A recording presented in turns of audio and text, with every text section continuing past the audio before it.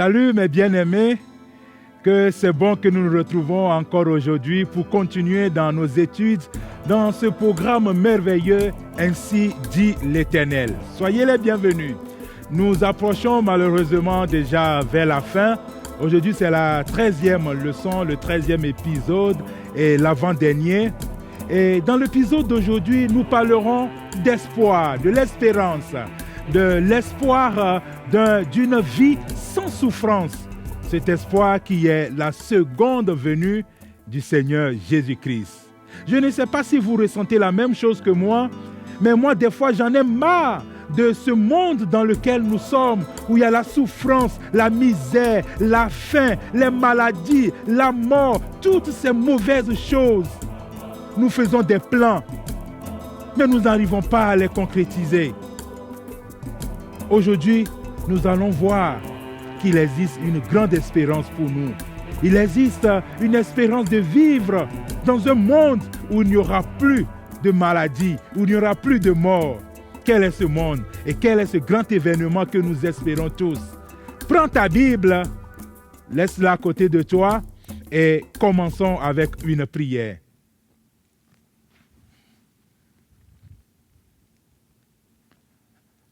Nous sommes en prière. Seigneur notre Dieu, nous voici encore à tes pieds en ce jour pour pouvoir étudier ta parole. Nous prions, Seigneur, que ce même esprit qui a inspiré ceux qui l'ont écrit, que cet esprit nous éclaire actuellement et que nous comprenons cette vérité que tu as pour nous aujourd'hui et que nous puissions la mettre en pratique, que cette vérité réjouit notre cœur et nous prépare pour ton second retour. Au nom de Jésus-Christ, Amen.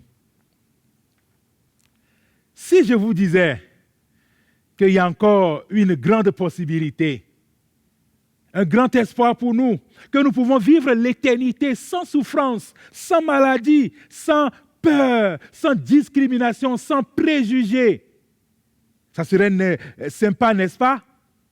Et bien sûr, c'est notre grand espoir à nous tous, le retour de Jésus, pour nous emmener vivre l'éternité sans maladie, sans souffrance. Dans le Coran qui mentionne Jésus appelé Issa, le Coran dit que Jésus va revenir du ciel et vivre sur cette terre comme un homme comme nous tous et mourir de la même mort que nous mourons. Mais je trouve cette affirmation un peu étrange. Quelqu'un qui quitte le ciel, ce lieu, pour venir vivre sur cette terre et mourir comme nous mourons sans espoir. C'est vraiment bizarre. Mais la Bible, de l'autre côté, nous dit que Jésus va revenir un jour. Pas pour vivre sur cette terre, pas pour mourir sur cette terre de la même mort que nous mourons, mais pour nous emmener pour aller vivre l'éternité avec lui au ciel. Lorsque Jésus quittait cette terre, ses disciples étaient tristes, ses disciples étaient abattus. Et quand Jésus a remarqué cela, Jésus va leur donner un grand espoir que nous lisons dans l'évangile de Jean au chapitre 14, les 3 premiers versets. Jean 14, du verset 1 au verset 3. La Bible nous dit, nous lisons, que votre cœur ne se trouble point. Croyez en Dieu et croyez en moi. Il y a plusieurs demeures dans la maison de mon Père. Si cela n'était pas, je vous l'aurais dit. Je vais vous préparer une place. Et lorsque je m'en serai allé et que je vous aurai préparé une place, je reviendrai et je vous prendrai avec moi, afin que là où je suis, vous y soyez aussi. Quelle belle promesse Jésus a faite à ses disciples et quelle belle promesse pour nous aujourd'hui. Jésus a dit qu'il va au ciel, pas pour aller passer des vacances, mais il va passer pour toi. Il va préparer une place pour moi. Et il dit que si c'était du mensonge, il allait nous le dire, mais que c'est la vérité. Et quand il va finir de préparer cette place, il va revenir pour te chercher, pour me chercher, pour nous amener au ciel et vivre l'éternité avec lui. N'est-ce pas merveilleux, mon frère? Mais à cette bonne nouvelle, nous devons nous préparer. Nous devons être vigilants. Jésus va revenir, c'est certain. Mais nous devons nous préparer. Parce que ce jour, notre destin va dépendre de notre préparation. Si nous serons sauvés, si Jésus va nous amener au ciel ou nous serons laissés sur cette terre, ça va dépendre de notre préparation, notre destin. Il y a un proverbe au Togo qui dit que le destin de l'homme est aussi changeant comme la peau d'un caméléon. Nous devions nous préparer. Et pour la préparation, Jésus a raconté une parabole à ses disciples que nous lisons dans Matthieu 25. Matthieu 25 nous parle de la parabole des 10 vierges. Il y eut un mariage dans la ville. Et à ce mariage, 10 vierges, 10 jeunes filles ont été invitées. Et dans cette coutume, lorsque vous êtes invité à cette fête de mariage qui se passe toujours la nuit, les gens partaient avec une lampe pour pouvoir éclairer le chemin et annoncer, n'est-ce pas, cet événement. Et la Bible nous dit que ces dix vierges, il y avait 5 qui étaient prévoyantes, qui ont mis de l'huile à côté, parce qu'elles se sont dit, si l'époux tardait à venir, l'huile pouvait manquer dans notre lampe. Alors elles ont pris de l'huile en réserve. Mais les 5 autres qui étaient imprévoyantes n'ont pas pris de l'huile. Et effectivement, l'époux a mis du temps pour arriver à ce mariage.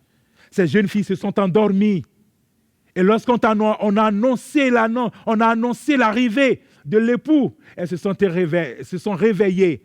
Les lampes ont commencé à s'éteindre. Celles qui avaient de l'huile en réserve ont pu, n'est-ce pas, rallumer leur lampe pour rentrer dans le festin. Celles qui n'avaient pas de l'huile en réserve étaient obligées de retourner dans la ville pour chercher de l'huile. Et quand elles sont revenues, il était déjà trop tard. La porte était fermée. Une leçon que Jésus voulait nous dire, nous donner, que nous devions nous préparer, être prêts tous les jours pour son second retour. Il va revenir bientôt. Es-tu prêt? Es-tu en train de te préparer pour ce retour, mon frère, ma sœur? Le plus grand espoir que la Bible nous présente, c'est le retour de Jésus. C'est là que toutes les promesses de ce monde vont se réaliser. Nous avions cette certitude du retour de Jésus. Dans Acte 1, le verset 11, lorsque Jésus montait au ciel, ses disciples étaient restés, les yeux fixés sur les nuées, en train de regarder Jésus. Même lorsque Jésus a disparu, leurs yeux étaient toujours fixés sur les nuées. Alors un ange est venu. Dans Acte 1, le verset 11, l'ange leur a donné une certitude. Acte 1, le verset 11, la Bible dit « Hommes galiléens, pourquoi vous arrêtez-vous à regarder au ciel? Ce Jésus qui a été enlevé au ciel du milieu de vous reviendra de la même manière que vous l'avez vu allant au ciel. » L'ange les a dit, ce Jésus que vous avez vu aller au ciel reviendra de la même manière dont vous l'avez vu aller au ciel. C'est une garantie. Jésus va revenir très bientôt. Lorsque Jésus parlait de son second retour sur la terre, les disciples lui ont posé cette question. « Mais Seigneur, dis-nous quand est-ce que cela va arriver? Quelle est l'heure, le jour de ton second retour? » Et Jésus les a dit, en ce qui concerne l'heure, le jour, personne ne le sait, ni les anges, ni même le Fils. Seul le Père connaît le jour et l'heure. Dans notre monde aujourd'hui, des gens ont essayé de prévoir, de calculer même la date du retour de Jésus. Mais cela n'a pas marché parce que personne ne le connaît. Seul Dieu connaît le jour et l'heure du retour de Jésus-Christ. Mais Jésus n'a pas laissé ses disciples comme ça dans une incertitude. Il va leur donner des signes qui vont annoncer son second retour. Nous trouvons ces signes dans le livre de Matthieu au chapitre 24. Dieu va leur donner des signes qui vont annoncer son retour, des signes que lorsque nous allons les voir s'accomplir, nous saurons que Jésus est à la porte. Il y a des signes qui vont, n'est-ce pas, arriver dans notre monde social. Il y aura des signes naturels. Il y aura aussi des signes dans notre monde spirituel. Je t'invite à prendre ta Bible une fois de plus, à l'ouvrir dans Matthieu 24 et nous allons voir ces signes que Jésus a donnés pour annoncer son second retour. Dans Matthieu 24, le verset 6 et 7 et le verset 12, nous voyons ce qui va se passer dans notre monde social. Matthieu 24, le verset 6 et 7 dit « Vous entendrez parler de guerre et de bruit de guerre. Gardez-vous d'être troublés, car il faut que ces choses arrivent. Mais ce ne sera pas encore la fin. Une nation s'élèvera contre une nation, un royaume contre un royaume. Il y aura en divers lieux des famines, des tremblements de terre. » Et le verset 12 dit « Et parce que l'iniquité sera accrue, la charité du plus grand nombre se refroidira. » Regardez les bruits de guerre, les guerres dans ce monde. Autour de nous, c'est la violence, les tremblements de terre, la famine dans beaucoup de nos villes, dans beaucoup de nos pays. Là-bas, au Moyen-Orient, la guerre, elle est constante. Tous ces signes annoncent le retour de Jésus. Jésus a donné encore des signes naturels qui vont annoncer son second retour. Jésus a aussi donné des signes naturels qui vont arriver, qui vont annoncer son second retour. Toujours dans Matthieu 24, le verset 7 que nous venons de lire, la Bible dit qu'il y aura des famines et des tremblements de terre. Beaucoup de tremblements de terre que nous avions déjà connus dans notre monde. Le plus grand, là-bas en Lisbonne, au Portugal, en 2010, encore récent, en Haïti, qui a fait plusieurs morts. Et dans beaucoup de villes, au Mexique, beaucoup de villes en Europe, des tremblements de terre et des famines autour de nous, des familles dans nos villes, des famines, la faim qui est en train de tuer des millions d'enfants par an. C'est des signes qui annoncent le retour de Jésus. Jésus a aussi donné des signes qui vont arriver dans le monde spirituel. Toujours dans Matthieu 24, le verset 23 et 24. Versets 23 et 24, nous lisons « Si quelqu'un vous dit alors, le Christ est ici ou il est là, ne le croyez pas. Car il s'élèvera de faux Christ et de faux prophètes. Ils feront de grands prodiges et des miracles au point de séduire, s'il était possible, même les élus. Des faux Christ vont sortir, des faux prophètes vont sortir pour séduire les gens. Nous avions connu déjà beaucoup de faux Christ qui sont venus dans ce monde. Tout récemment au Kenya, un Américain est venu, il s'est passé pour le Christ, il a fait des miracles, beaucoup de gens l'ont suivi. Mais il se met le trouble dans la capitale, au point où les autorités du pays l'ont renvoyé. Tous ces signes nous montrent que Jésus est déjà à la porte. Amen. Jésus est déjà à la porte. Mais la grande question que nous nous posons, comment se fera le retour de Jésus? Comment se fera le retour de Jésus? Beaucoup de mystères, beaucoup d'enseignements autour du retour de Jésus. Les gens disent que Jésus est déjà sur la terre, qu'il est venu d'une façon secrète et qu'il est déjà sur la terre. Des gens disent que Jésus est déjà sur la terre en train de faire des enlèvements secrets. Comment est-ce que Jésus va revenir? 6 choses que nous allons retenir de notre étude d'aujourd'hui. 6 choses qui nous montrent comment Jésus va revenir. 6 choses que nous devions connaître en ce qui concerne le retour de Jésus. La première, le retour de Jésus est un événement littéral, un événement historique. De la manière dont c'est décrit dans la Bible, c'est de cette manière qu'il reviendra. La seconde chose est que le retour de Jésus est un événement personnel. C'est Jésus lui-même qui va revenir. Jésus ne va pas envoyer un émissaire. Jésus ne va pas envoyer quelqu'un le représenter. Souvenez-vous de ce que l'ange a dit à ses disciples. De la manière dont vous l'avez vu allant au ciel, il reviendra de cette même manière. Le retour de Jésus sera un événement personnel. Le retour de Jésus sera un événement visible. La Bible nous dit dans Apocalypse 1, le verset 7, la Bible nous dit, « Voici, il vient sur les nuées et tout œil le verra. » Le retour de Jésus est un événement visible. Il n'y aura pas de secret autour du retour de Jésus. Jésus ne va pas arriver sur un continent, après venir sur un autre. Tout œil le verra au même moment. La quatrième chose que nous devions savoir, le retour de Jésus est un événement audible. La Bible nous dit dans Apocalypse 16, le verset 18 à 20, Apocalypse 16, le verset 18 à 20, la Bible dit, « Il y aura des éclairs, des voix, des tonnerres et un grand tremblement de terre tel qu'il n'y avait jamais eu depuis que l'homme est sur la terre. Un aussi grand tremblement. Et la grande ville fut divisée en 3 parties, et les villes des nations tombèrent. Et Dieu se souvint de Babylone la grande pour lui donner la coupe du vin de son ardente colère. Et toutes les îles s'enfuirent, et les montagnes ne furent pas retrouvées.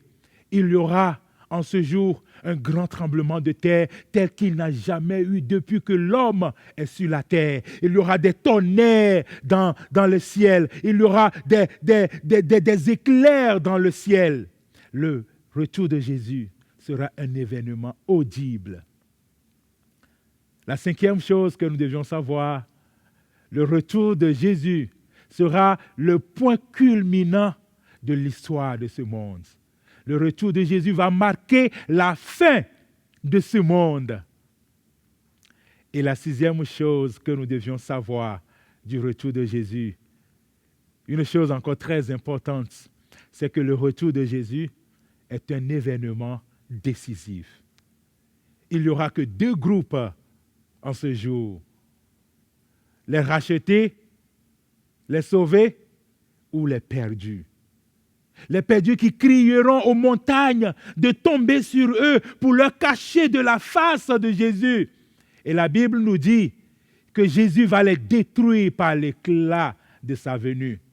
Et de l'autre côté, il y aura les rachetés, les sauvés, ceux-là qui chanteront le cantique d'Ésaïe, qui lèveront leurs mains vers le ciel et crieront « Oh, voici notre Dieu en qui nous avions mis toute notre espérance, le voici qui nous sauve aujourd'hui. » Il n'y aura pas un 3e groupe.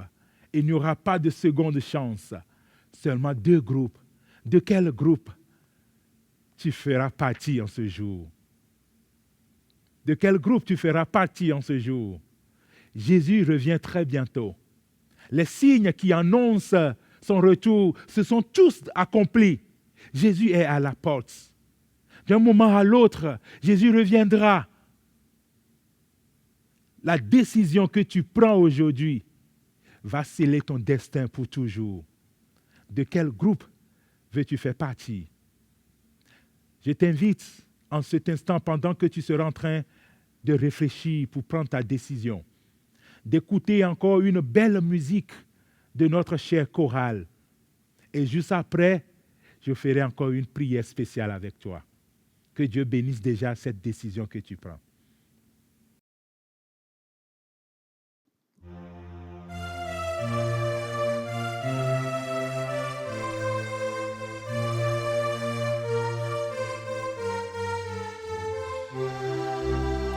Oh, quel ami, fidèle et tendre, nous avons en Jésus, toujours prêt à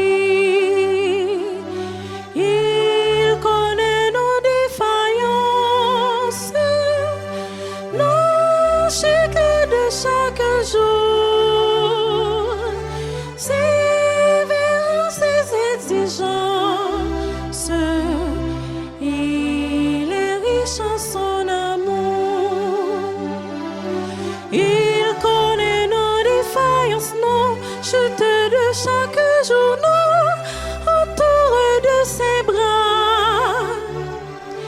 Et c'est lui qui tient l'épée, qui décide des combats.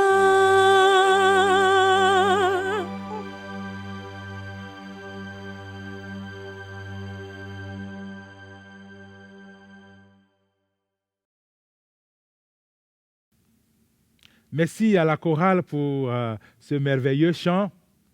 Mon frère, ma sœur, Jésus revient très bientôt. Notre grande espérance d'aller vivre dans un monde où il n'y aura plus de souffrance, où il n'y aura plus de mort, de deuil. Il est parti préparer une place pour toi et pour moi. Et il revient très bientôt pour nous chercher. Mais tu as besoin de prendre ta décision aujourd'hui. De quel groupe veux-tu faire partie? De ceux qui seront perdus ou de ceux qui iront au ciel passer l'éternité avec Jésus? La foi de tes parents ne va pas te sauver.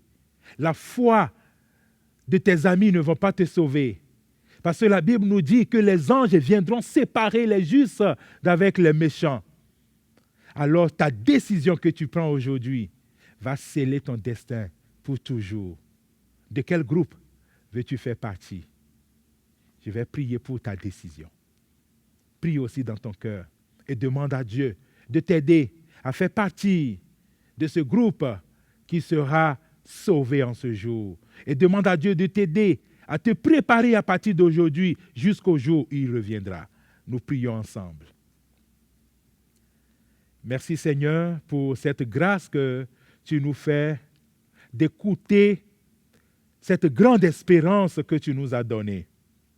Très bientôt, Seigneur, tu vas revenir pour nous chercher, pour quitter ce monde de souffrance, pour aller vivre l'éternité avec toi, où il n'y aura plus de souffrance, de deuil, de mort, de maladie, d'épidémie. Seigneur, cette espérance réjouit notre cœur. Mais nous te demandons de nous aider à nous préparer pour que ce jour ne nous surprenne pas et pour que ce jour nous soyons parmi ceux qui seront sauvés. Je prie que tu bénisses la décision de ce tes auditeur qui nous écoute et qui nous suit en cet instant. Que tu l'aides à se préparer aussi pour ton second retour. Merci Seigneur pour cette espérance que tu nous as donnée en Jésus-Christ. Amen. Nous arrivons à la fin du programme d'aujourd'hui.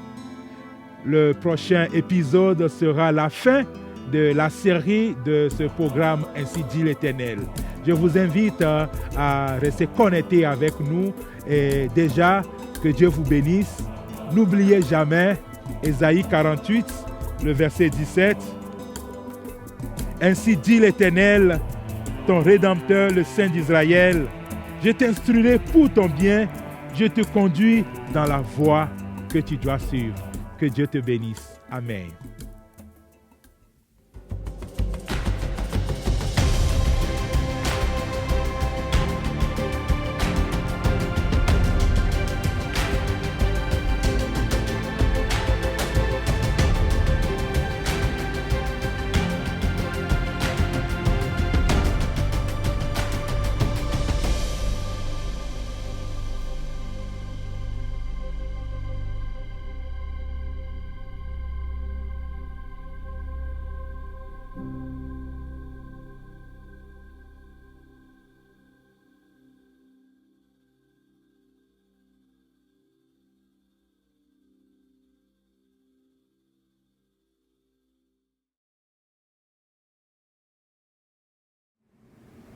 Salut chers amis, nous sommes très contents de vous compter parmi nous dans le cadre de l'émission Ainsi dit l'Éternel. Aimez-vous cette émission? Souhaitez-vous en savoir plus sur l'église adventiste du 7e jour? Toutes nos églises sont des portes ouvertes pour vous recevoir. Maintenant, vous allez voir un peu plus de ce que l'église adventiste est en train de faire dans quelques pays de l'Afrique. Que Dieu vous bénisse.